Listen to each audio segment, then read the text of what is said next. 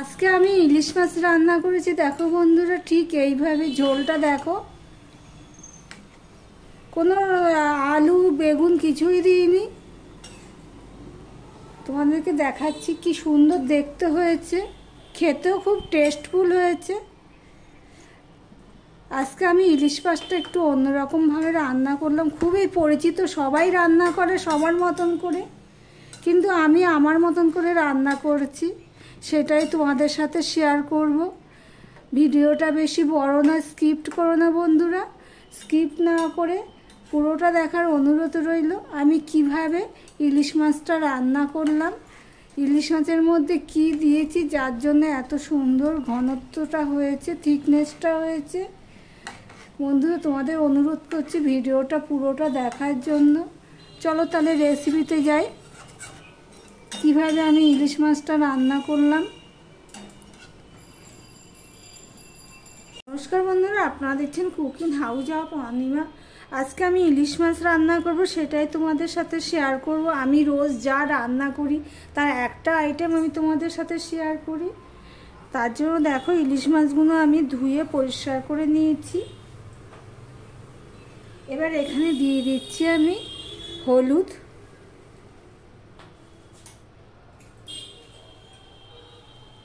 দিয়ে দিচ্ছি নুন, আর দিয়ে দিচ্ছি একটুখানি আমি সর্ষের তেল,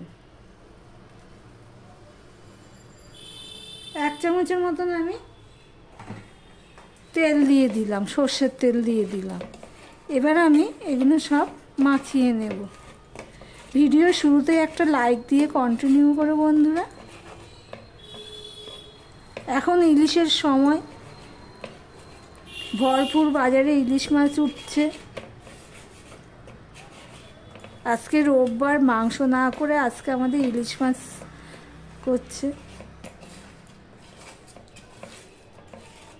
দেখো, তোমাদের সাথে সম্পূর্ণটা আমি মাখিয়ে নিলাম কথা বলতে বলতে।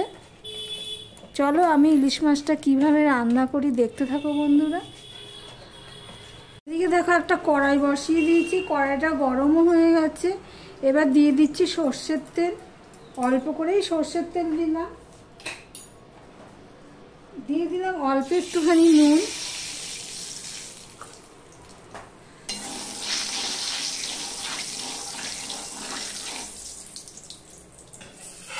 এবার ইলিশ মাছটা একটু এপিট ওপিট করে নেব। গ্যাসের ফ্লেমটা লো টু মিডিয়ামে দিয়েছি, মিডিয়ামে দিয়ে মাছটা একটুখানি এদিক ওদিক করে নেব। দেখতেই পেয়েছো কিভাবে করছি, ঠিক এইভাবেই করে নেব। 30 সেকেন্ড মতন রাখবো, রেখে এইভাবে আবার উল্টে দেব, দিয়ে আবার 30 সেকেন্ড রাখবো, রেখে তারপরে এইভাবে করে নেব।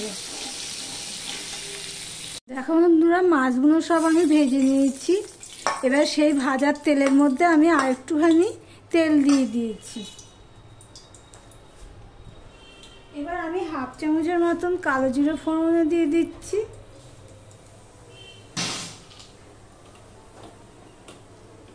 দিয়ে দিচ্ছি একটা পেঁয়াজ,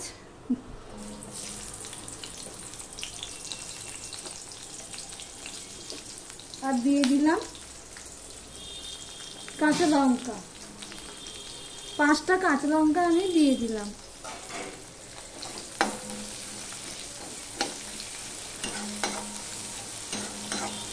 পেঁয়াজটা না দিলেও হয়, কিন্তু পেঁয়াজটা আমরা একটু পেঁয়াজ খেতে পছন্দ করি, সেই হিসাবে। না হলে পেঁয়াজ ছাড়া কালো জিরে কাঁচা লঙ্কা ফোড়ন দিয়েও ইলিশ মাছটা রান্না করলে দারুণ হয় খেতে। আমার শ্বশুরবাড়িতে তো পেঁয়াজই দেয় না, আমার মা আবার একটু পেঁয়াজ দিত, সেই হিসাবে আমি একটুখানি পেঁয়াজ দিয়ে দিলাম। পেঁয়াজটা আমি লাল লাল করে ভেজে নেব। পেঁয়াজটা লাল লাল করে ভাজা হয়ে গেল। আমি এখানে দেখো একটা টমেটো, ছোট সাইজের টমেটো, সেটা আমি দিয়ে দিলাম। টমেটোটা নরম হয়ে গেছে। এবার আমি 1 চামচ হলুদ দিয়ে দিলাম,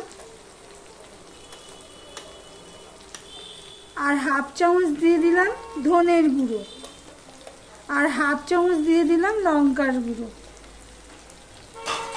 এখানে আমি জিরের গুঁড়ো ব্যবহার করব না। দিয়ে মশলাটাকে আমি ভালো করে কষিয়ে নেব। আমি একটু নুন দিয়ে দিলাম, নুনটা দেওয়া হয়নি তাই একটু নুন দিয়ে দিলাম। দিয়ে মশলাটাকে আমি ভালো করে কষিয়ে নেব। দেখতে থাকো বন্ধুরা। দেখো বন্ধুরা, মশলাটা ভালোভাবে কষানো হয়ে গেছে, তেল ছাড়তে শুরু করেছে।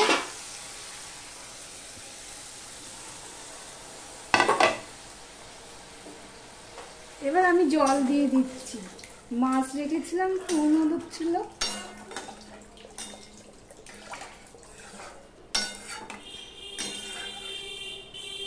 এবার ফুটে ওঠা পর্যন্ত অপেক্ষা করব। দেখো ঝোলটা ফুটে গেছে। এবার আমি মাছগুলো, ভাজা মাছগুলো দিয়ে দেব।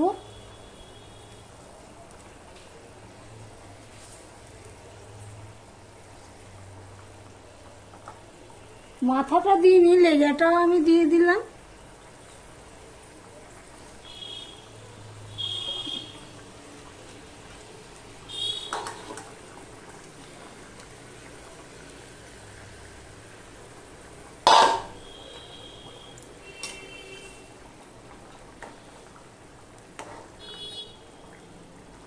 এই পর্যন্ত যারা ভিডিওটি দেখছো, লাইক দিতে ভুলে গেছো, চট করে একটা লাইক করে দিও। দেখো ঝোলের মধ্যে মাছটা পুরোটা দিয়ে দিলাম। দিয়ে আমি 5 মিনিটের মতন ফুটিয়ে নেব। দেখো বন্ধুরা, আমি 5 মিনিটের মতন ফুটিয়ে নিয়েছি। আর মাছগুলো মাঝে এসে নিচেরটা উপরে, উপরেরটা নিচে করে দিয়েছি। এবারে আমি দিয়ে দিচ্ছি সর্ষে বাটা। আজকে আমি ইলিশ মাছটা করছি সর্ষে দিয়ে, তার জন্য আমি এখানে সর্ষের সাথে আমি 2-3টে কাঁচা লঙ্কা আমি বেটে নিয়েছিলাম।